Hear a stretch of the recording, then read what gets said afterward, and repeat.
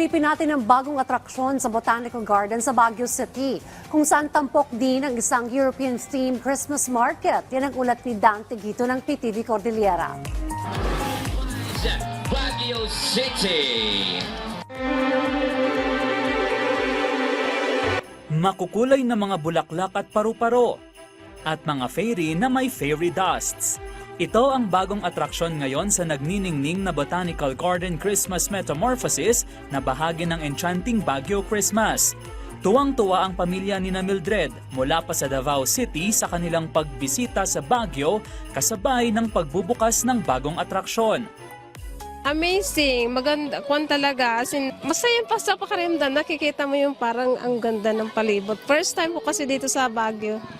Nagliwanag ang mahigit 300 paru-paro at mahigit 400 bulaklak na gawa ng lantern at handicraft makers sa Tarlac, na kilala bilang Belen Capital of the Philippines.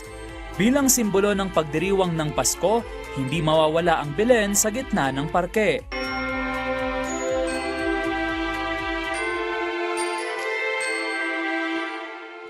Naibida rin sa palibot ng Botanical Garden ang wire art pieces na obra ng kinikilalang Lady Wire of the Cordilleras.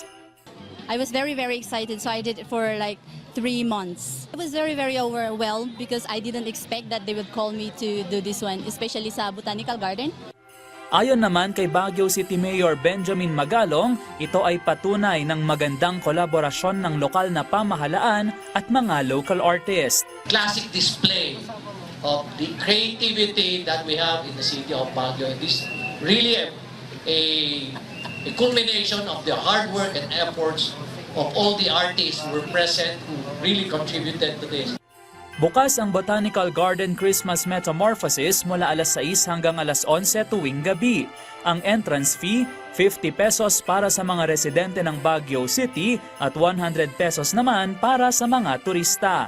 Samantala, tampok pa sa An Enchanting Baguio Christmas ang European-themed Christmas market sa Burnham Park na bubuksan sa November 29. Inaantabayanan din ang traditional lighting ceremony ng Baguio Christmas Tree sa Session Road sa December 1.